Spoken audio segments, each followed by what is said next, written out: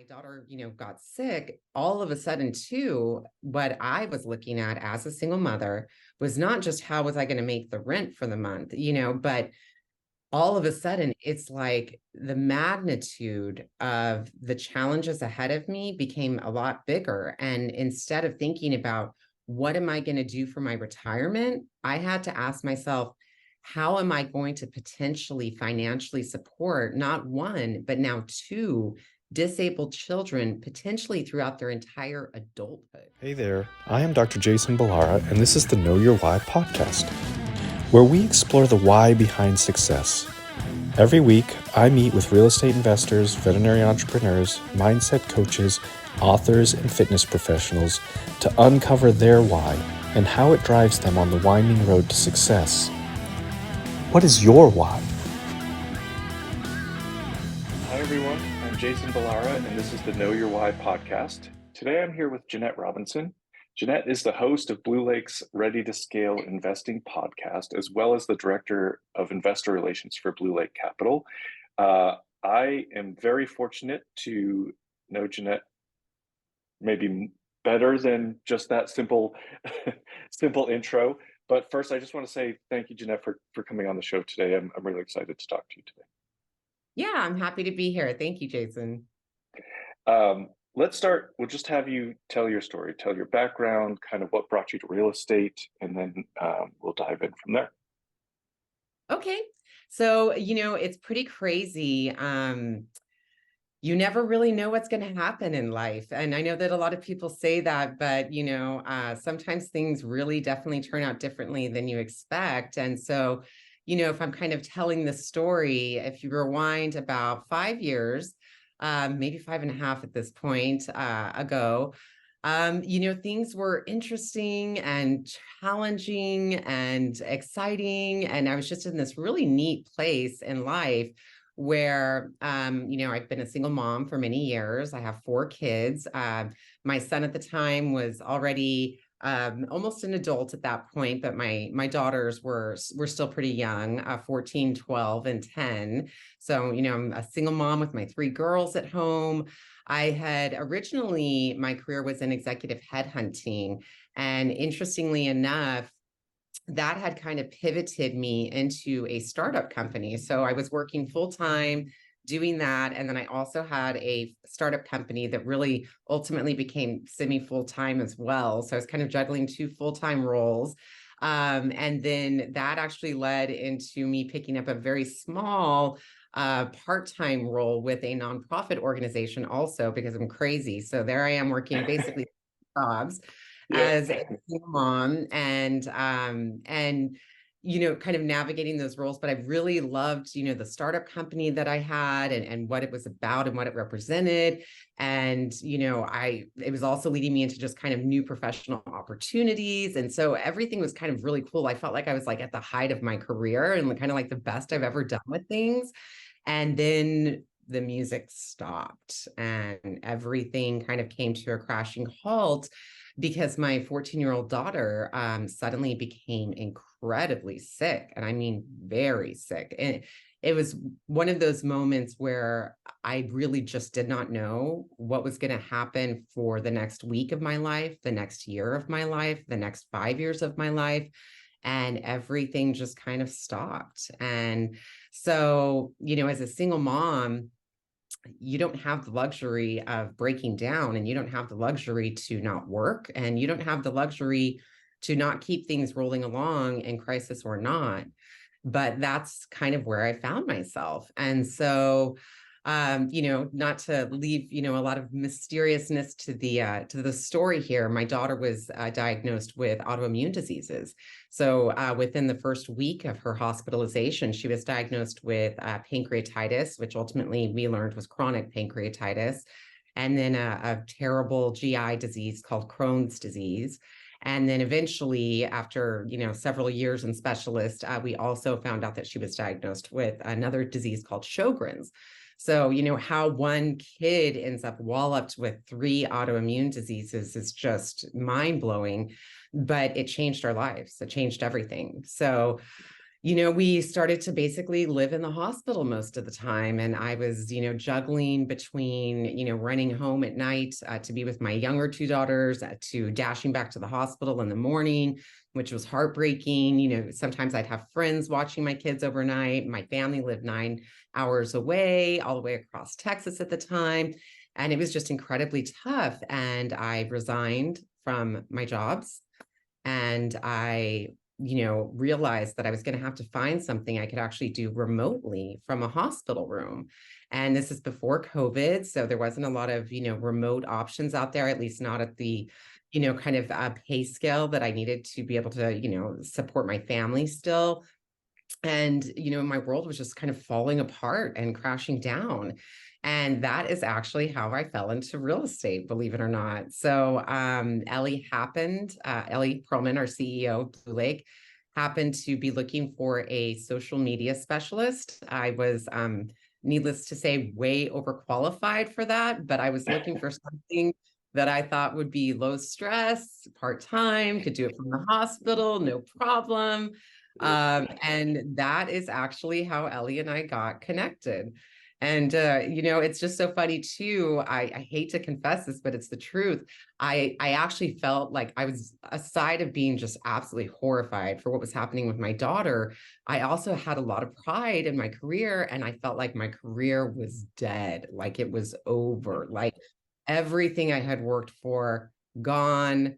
Now I'm just going to do part-time social media, and that's now my wow career. And I was, it was just like, after all this work to try to pull my kids into better financial positions and break through glass ceilings as a single mom, and it was just all a big mess. And then I hated real estate, and I didn't like it at all. I had very negative connotation towards it. And I thought, oh man, how am I going to market something I don't even like? And so I actually told Ellie, I said, if you can change my mind about this, I can change anybody else's, because I'm the one that has, just such a negative attitude. And so obviously it's many years later, and I have drank the Kool-Aid, bathed in the Kool-Aid, splashed the Kool-Aid all over. I'm so glad, that she was able to help me see seriously, the power of what real Yeah, estate can do in people's lives. yeah, yeah. It's just funny when, as you're telling that story, and I mean, I can't. It's there's so many things there. It's like, I mean, we have two kids, and my wife and I, and I'm like, two is so many. Imagining four on your own, and then so hard. When one of them gets sick, I know that's got to be like, just, I mean, obviously life changing. But then what makes me chuckle a little bit, because I know Ellie and know Blue Lake, is that oh, this part-time part-time social media easy position, that how that has turned out. So uh but I love that, sort of, if she can convince you, then you can convince anyone else. And I think that that's kind of like, I really never thought about that before, but I think, because I similarly had maybe some reservations about this business in general, and not so much about real estate, but just about what we do in syndication. And so I think, sort of, a lot of that comes down to maybe just lack of understanding. Would you agree with that? I mean, maybe I would actually love to hear, like, kind of what your reservations were, and and what she said to you to sort of flip it around and get you to get on board, because I obviously you're now director of investor relations there, so it's you have, as you said, drank the Kool-Aid. But what were some of those mindset shifts that you went through to sort of believe in it then strongly? So, the first thing that I didn't even realize was a bias I had, and really just a very limited mindset that I had, was I thought it was really out of reach. I thought it was out of reach for most people. I thought that was a rich person thing. You know what I mean? Yeah. I thought it was either a rich person thing or a too good to be true thing, a con. So those Hmm. were the two kind of, views that I had, without really even realizing that those were the biases, that were in my mind. And, Ellie's story is really inspiring. A lot of people know her story. But, her story was evidence right in front of my face that real estate is actually one of the most unique opportunities out there that really is available to anybody that wants to go after it. Anybody. It doesn't matter what your background is, what your education levels are. It doesn't even necessarily matter what your income is, which is something that, a lot of people are like, what are you talking about? That's crazy. But it's true, Right. and so I think that one of the things that shifted in my mind was the appreciation and the respect for the opportunity that was truly equal across the board, that anybody could access that if they wanted to. And, there's just a lot of other areas of life. You can't become a doctor if you want to. I mean, you can, but you got to go to medical school and do all this other stuff. Right. You know what I mean? Right. Real estate is really interesting and unique in the fact that literally anyone can get into it if they want to. Right. So, the fact that there really is not a barrier to entry or access to it like there is other things in life is one of the first things that I realized, that I thought, well, that is cool. That is cool. It's actually oh so American. Yeah. Ellie's originally from Israel. And one of my other favorite things that I enjoy about working with her is I'm a very patriotic person anyway. My startup company that I had was completely geared and all for veterans and military spouses. And Oh, I awesome. worked very closely with a lot of members of the military. My business partner was actually a retired Air Force general. And I'm really proud of some of the things that we did with that company and some of the impact we were able to make. So what I love is that Ellie kind of refreshes my patriotism and she reminds me of the American dream because she's an immigrant here.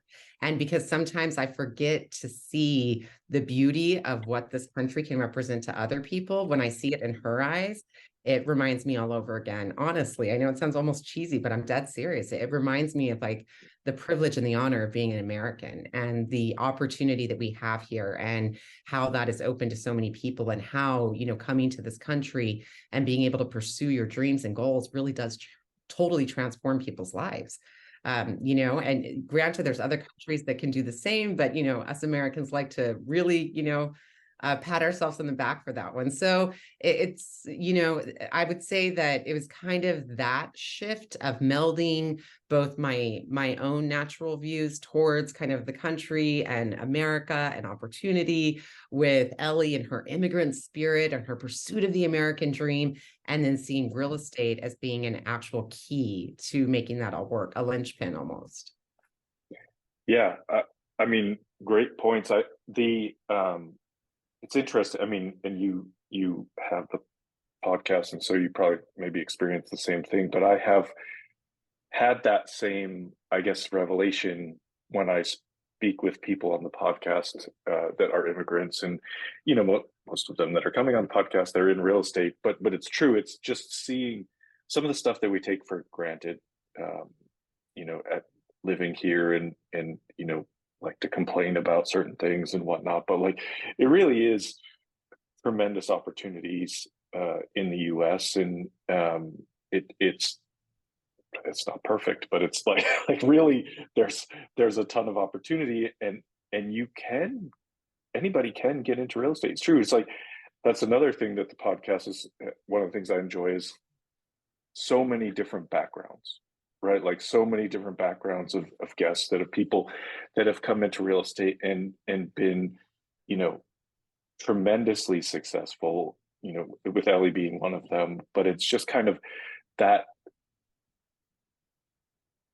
ability to like take other life skills and turn them into something in the real estate world, and whether you're active or passive, right? Because getting into real estate doesn't mean sort of the same thing for everybody. It doesn't mean oh, I'm going to go renovate a house with my own hands. You can be a completely passive investor in what we do with syndication. So there's just so many different ways, and I do think it's awareness and education and mindset shifts that will allow people to understand that. And so I think you're a really great example of that. So you Well, and obviously I was going to say, let me touch on the next point too, though, because it's definitely a huge component also. So, kind of back to my story, right? So, this sounds crazy. I always joke with people that Lifetime Television has nothing on me. So my daughter, right, is 14. She's really sick. We're in the hospital. Life is changing. Well, also, my other daughter was born with a very rare syndrome called enlarged vestibular aqueduct syndrome, which causes permanent and progressive hearing loss.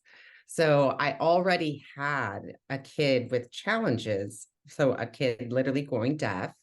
I already had that before my other daughter got sick. And so when my daughter, got sick, all of a sudden, too, what I was looking at as a single mother was not just how was I going to make the rent for the month, but all of a sudden it's like the magnitude of the challenges ahead of me became a lot bigger. And instead of thinking about what am I going to do for my retirement, I had to ask myself, how am I going to potentially financially support not one, but now two disabled children potentially throughout their entire adulthood? Because Right. I had never thought I would have to do that. You think your kids are going to be healthy and they're going to, go to high school. And then from high school, they're going to go to college and they're going to get a great job. And, if they don't, well, they better figure it out, Yeah. so, Yeah.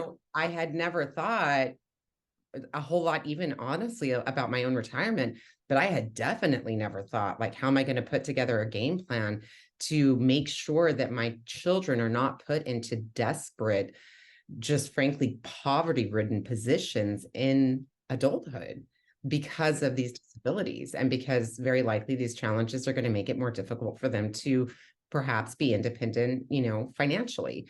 And whoa, so you think you're stressed out as a single mom just trying to think about how you're going to make the rent and cover Christmas presents, and then you're trying to think about the magnitude of something like that. Mhm. So at first it was completely overwhelming, but again, the power of real estate. So, how can you actually build wealth? Because I don't need a little bit of money, I need a lot of money. If I'm going to try Right. to position my kids where I can at least supplement their incomes month over month throughout the remaining years of their life as adults, just to ensure that they don't live, frankly, in squalor and off of, just the bare minimum, social service or social assistance programs, et cetera.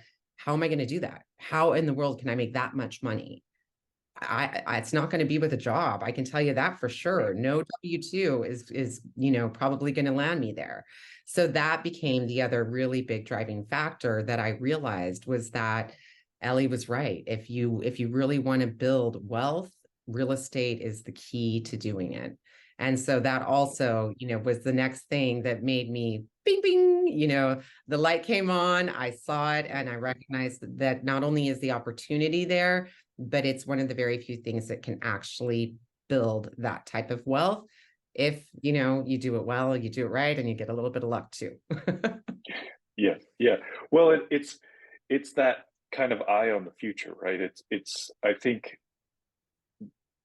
the the potential is infinite, right? There's no ceiling on what you can do in real estate. There's really not. You can, as big as you want to make it, you can do that.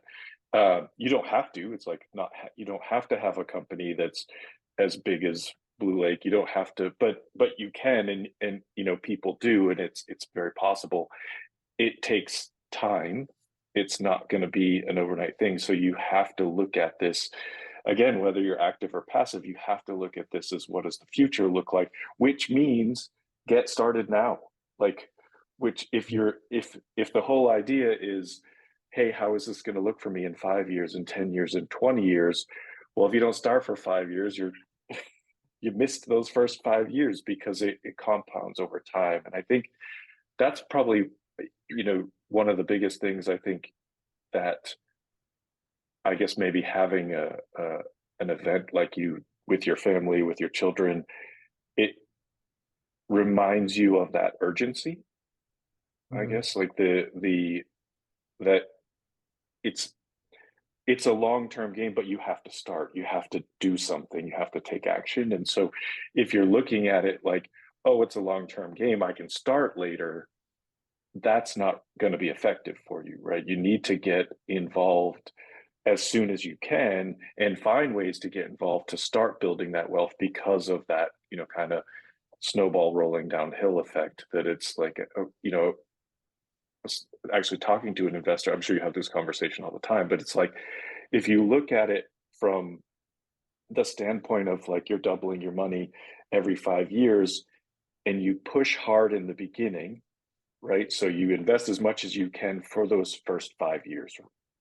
Well, 10 years later, all of that has doubled, but then 5 years after that, like it goes quicker and quicker at that point where your wealth will grow. And so I think it's just recognizing that it is a long-term game where you are looking at what does it look like, maybe a decade in the future, but I have to take action now to make it look like that, sort of Mhm. that decade in the future. And sometimes I think it takes people something like, unfortunately, like a tragedy or something like that that you experience to have that um, motivation to do it. I guess I don't know.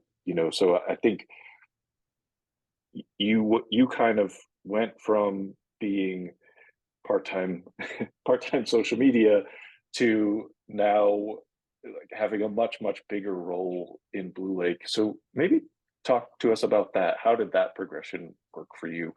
Um, I know it's been a few years, but like not that long. No, it's been great actually. So, obviously I already had, kind of the entrepreneur bug since I had had my own startup company, Yeah. and having to table my startup was heartbreaking for me. It really was. It was a very difficult decision for me. But my family was in a position where my family definitely needed my full focus, So it kind of was great actually because it was literally just me and Ellie. So it was like back to startup mode, which I love startups, so I'm all for Yeah. it. Yeah. Part of it was probably, quote, my own fault because I couldn't contain, my ideas for improving this and that and this thing and this thing. So, kind of before you know it, I've got my hands on this thing, but I also am starting to put my hand on this. Now I got my hand on this. And then I'm like, oh, but what if we put this and this together? It's going to be even cooler. Right. And so it's just been it kind of just almost naturally occurred that way. So I mean, I very quickly, the whole part-time thing is like such a total joke because like it's not even in my nature to do anything part-time. Right. Unfortunately, it's probably both great and terrible, attribute for myself. It helps bring me to a lot of great places, but I also, kind of have to struggle sometimes and remember like, work-life balance, try to be balanced. Yeah. Um, so, The pretty curse of an entrepreneur. yeah, exactly. So pretty quickly, I ultimately ended up becoming the director of marketing and investor relations. So I ended up wearing actually both of those hats, and I'm kind of still in that spot at this point. Um, but it was just kind of the natural evolution of things. When you are in a startup company and you're excited about what you're doing. For me, it was 100% personal because I knew what my family needed me to do. And so really I was more focused and determined than ever. So, you want to talk about a mother's wrath, a mother's love, a mother's grief. Where do you put all of that when your family's going through something like that? Man, I straight into Blue Lake. So, and it was really in some ways, as it sounds crazy, but it was actually in some ways sanity saving, life saving when everything else in my life was falling apart and semi out of control. My daughter's being diagnosed with incurable diseases. There's nothing I can do. Doctors don't know what to do about other things. There were so many elements out of my control, but work. I could wrap my hands around this. I could control some of this. And so it really actually helped me a lot too in getting through the challenges of it. But basically, with a startup company, you see so many things that need to be done. And whether it's your job technically or not, if you see a way to go in and improve something, if you have a good idea and you share it, it just adds to the benefit of the entire company, the entire team. And, granted, it was just me and Ellie at the time, when I first started, but, soon thereafter, we started to scale the team out a little bit by little bit by little bit. And naturally, just things in my background, helped with that. So I had done, executive headhunting for many years. So, it was an easy fit for me to, start helping with HR matters, interviewing, recruiting. I already had a lot of expertise in that area. I also, because I had my own startup company, did have good insights into operations and process and technologies. So I kind of was unofficially the IT department, HR, it's kind of a combination of hats all the there. all the jobs. Yeah. And so, when you see areas that you can improve things in, and if you have the skill to do it, or the knowledge or the know-how, or at least the desire, and you do, I think that, and I definitely will say this to Ellie's credit, there are some people that would grossly take advantage of people that do those types of things. And there are others that are very receptive and rewarding for those types of things. And so Ellie, had a great attitude too. She was the type of person I could approach and just really speak my mind pretty freely. Hey, I think this is a terrible idea. I don't like this. I think this is great, and I was just a few times I was like, man, I hope she didn't fire me for saying that, but Too much speaking your mind. yeah, but really she's an absolute pleasure to work with. So she knows what she knows, and she knows it very, very well. And when she doesn't know something, she's very humble. She's very open to leveraging the expertise of other people and the experience of other people. And I think that's one of the keys to her being such a successful leader, is being open to utilizing the best of her team and then bringing her special sauce where it needs to go. So, it speaks to her leadership as much as it does to me coming in and starting to poke at everything and mess with everything and try putting things together. Yeah. I mean, I 100% agree with, so that sentiment in Ellie, and I don't know her as well as you do, but I have known her for a few years now. And like, I do think when I look at how I want to grow my business and sort of the structure, and how I look at her as like a model. Like, that's the way that she does it, the way that she is, the way that she empowers people to do their jobs, and is she knows what she knows what to do, but she also knows other people know what to do. So I think she's a really great example for people that are trying to grow a business. The other thing that, I don't know if she told you this, but we had lunch, she and I think it was back in the spring, sort of when I started talking about my fund and stuff like that with her. And we were talking about, she was asking me about where I was going to go with my business and real estate, and what the steps were, and I was asking her, who are the right next people to hire? And she said, you definitely want to hire an investor relations person. And in my mind, I said, I knew what she means is, I want to hire Jeanette. Like, that's that's what, because I know what you do for that. Like, I know it's not as simple as just the title that you have, and I know that you've grown together. And so, and I see that's the role that you've sort of ended up in the title, I guess. But I know that you do so much more, and so I really think that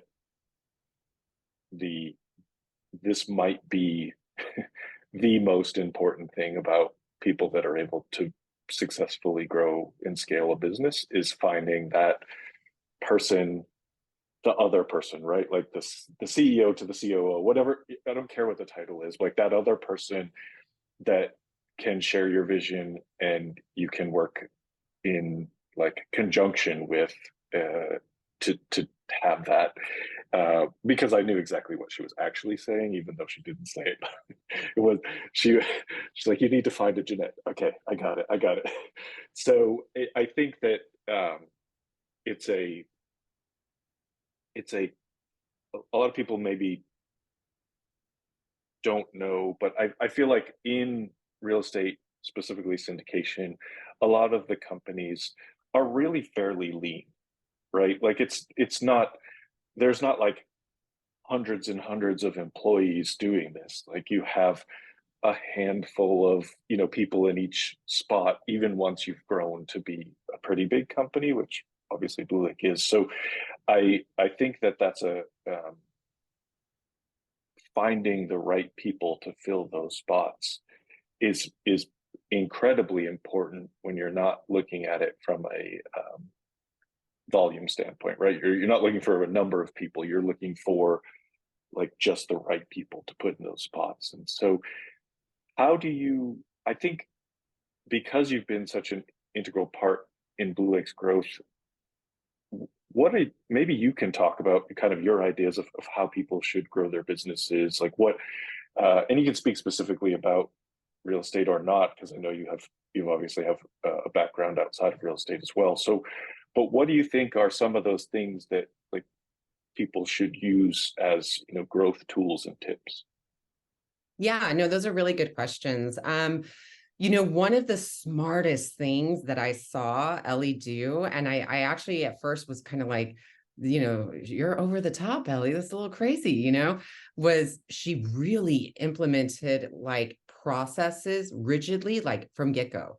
And I was just like, it's me and you, Ellie. We both know we don't need to put this into like this nice spreadsheet with a nice format that checks this box that automatically Yeah, notifies you. You know what I mean? But it was genius that she did it that way, because as you scale the team out, you don't have time to turn around and be like, oh, wait, we also need to, implement some yeah, processes into our business operations. So she really built the business with it being a bigger company in mind from day one. So yeah, even though it was just at first, me and Ellie, we were operating as though we were on a team of like 20 people. So at yeah, first it seemed like overkill to me, but I really recognize the wisdom in it now, because once you're scaling and you're hiring, you don't have time to turn around and try to revamp that whole process and implement a whole bunch of new processes with people that, it's not the time. There is no time, is a reality. yeah, yeah, So I think that was probably one of the smartest things that I saw Ellie do, and that I've not seen a lot of other business owners do. I've seen a lot of people make that mistake. And so I think that was one real key piece of advice that I would share with someone. Um, Finding the right people is very challenging. It is very hard. I wish I had a secret formula for how to do that. I'm sure everybody wishes they did. But I do think that one of the lessons I've learned really is that culture fit, I think, is actually more critical than pretty much anything else. You can bring somebody in with tremendous skill set. It can be a dire need in the company to have that skill set brought into place.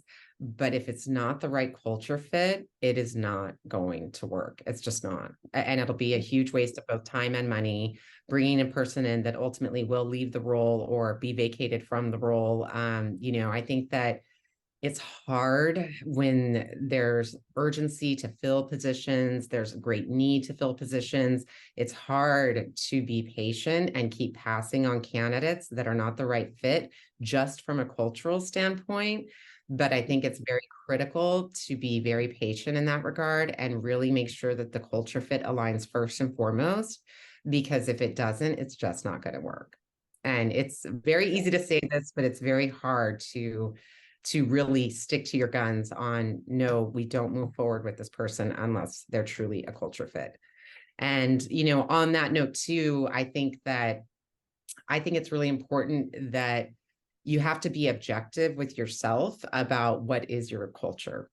What is your culture really? And yeah. you have to be Good able point. to actually disclose that to people in transparency from the get-go too. Because if you have, if you don't recognize your own truths, you're not going to be able to communicate those to others. And then other people are not going to be able to actually fit into the picture that you presented to them, because it's not a real picture. So, I tell people all the time, we work really hard. Like, no, seriously, you'll never be bored. We work really, really hard. And I think that sometimes people have not believed me, and then they start and they're like, how do you do all this? And I'm like, keep working, man, keep working. Just keep So going. Yeah, yeah, don't think about it, just keep going. yeah, Yeah. So I think those are probably some of the most critical components to really being able to effectively scale a company and grow a company. It's having those processes, it's making sure that people truly align with the culture. because it just doesn't work otherwise. Yeah.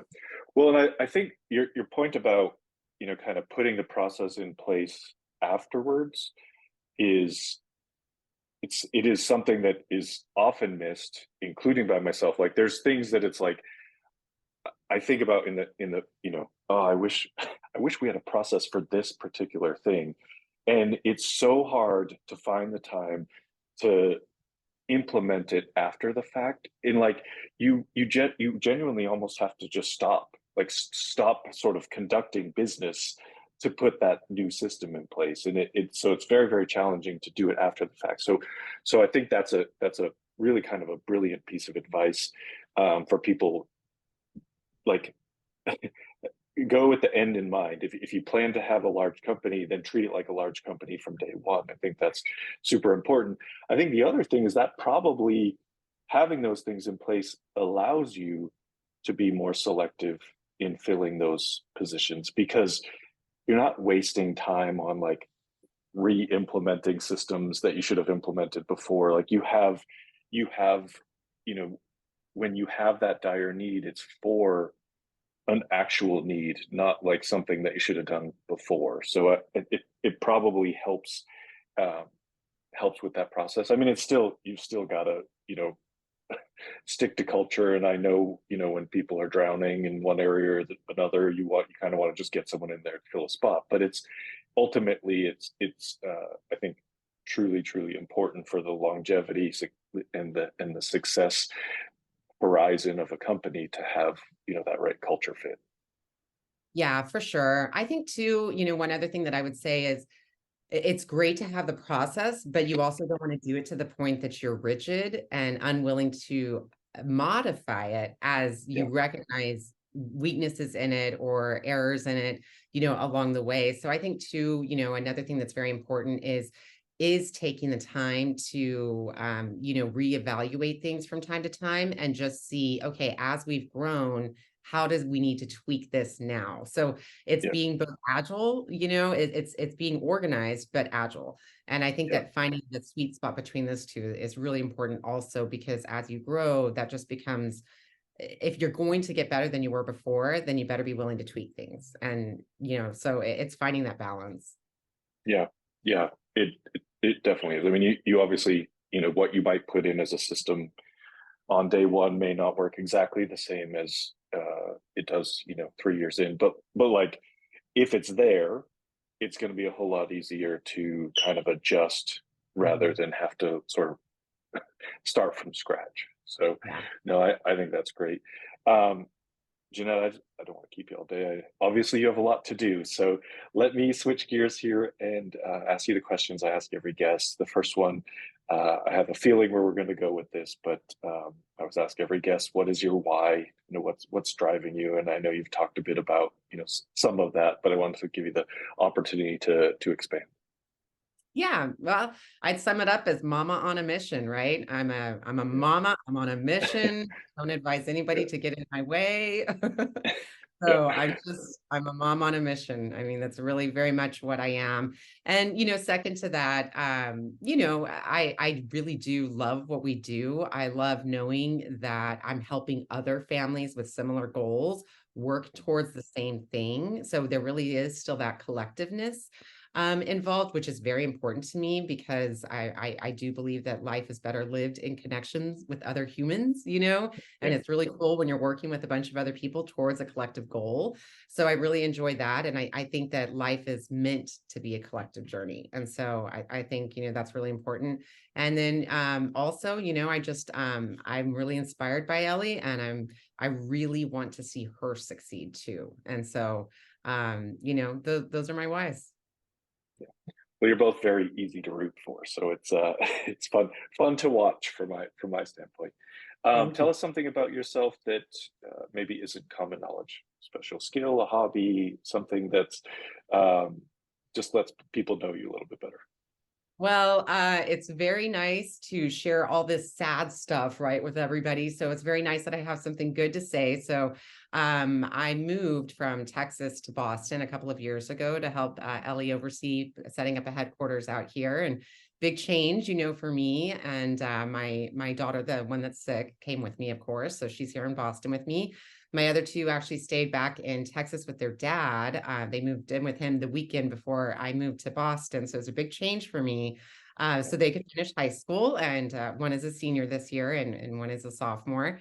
So these decisions, of course, have come, at sacrifices, but it's, I'm really enjoying being able to kind of set that example for my kids. And more than anything, I always tell people that life is seasons, and even the hard seasons will not be hard forever. So I'm happy to say that I met a wonderful man, and we're actually getting married in October. Congratulations. So single mom forever, no more. Yeah. That's amazing. Congratulations. I'm so happy that you shared that here. That's that's awesome for you. I'm very happy. Where are you getting married? Maine. All right. All right. Well, Yeah, I that's have fallen in love with Maine. It's going to be an ideal fall wedding with all those yeah, beautiful leaves. yeah. So It hopefully it will be doesn't. a beautiful. You have to fight all of the leave seekers, all the people that come just to look at leaves in the winter. I always thought that was a funny thing growing up in Boston, but like leaves were more of a nuisance to me. I'm like, I got to rake these up, but like people come from all over the country to look at the leaves in the fall. So, Oh, yeah. um, Yeah, so I was 40 or 41 at the time when I moved here, and I'm from Texas originally. So I literally was like, I can't believe I'm 40 years old and I'm barely seeing fall for the first time, like a true real fall. I thought it was stunning. So yeah, that's yeah, part of what's yeah. I appreciate it more now that I don't have to rake the leaves. So yeah. it is very beautiful to see the leaves turn. That's amazing. I'm very happy for you. Thanks. When people hear this and they want to reach out to you, what's the best way? So I'm very easy to find. Anyone is welcome to email me. It's Jeanette, JeAnnette at bluelake-capital.com. Or you can, of course, go to the website, and there's a contact us button, which will actually also just go to me. Or I'm also very easy to find on LinkedIn. Perfect. And we'll put that in the show notes. Final question for you, Jeanette. What piece of advice would you give to someone who is starting out? They hear your story, they're inspired, and they want to get started in real estate. What would you tell them? That's a really good question. I love the name, of your podcast about knowing your why. And I do think that, that is fundamental, because it's not easy to do really anything, unless you really are very motivated and driven and Yeah, dedicated to what you're doing and why you're doing it. And if you don't know why you're doing something, it's very unlikely that you're going to actually find yourself successful at what you're trying to do. So I think it really is a matter of sitting down and understanding very clearly, what do you want? Why do you want it? And what are you willing to do to get it? And, yeah, looking at it from that perspective, rather you're looking at it from, what level of risk do I want to get into, some seriously risky real estate? Do I want to be boring and stick with, just slow and steady goes the race real estate? Evaluate those and then respect your decisions, and have a lot of confidence in yourself and execute, and try your best and see how it turns out. I think that the biggest obstacle for people is really always going to be their own mind. So mhm, if you don't make sure that your mindset is in the right place, yeah, you're only going to hold yourself back. And so I think that, making sure that you understand what you're doing, why you're doing it, how you're going to do it, and then really believing in yourself is critical. yeah, yeah. I could not agree more. I think that's great advice. Obviously, I believe in it. The podcast is named "Know Your Why," but I mean you expanded on it where I like the point about sort of what are you willing to do to get there, because it's it's going to be hard. Like it really, like you described it, it's hard.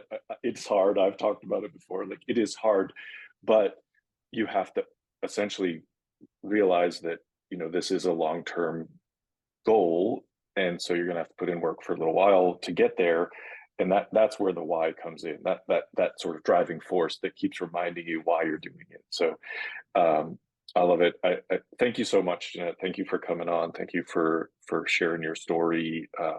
I I I do think that there's a ton for people to learn and be inspired by here.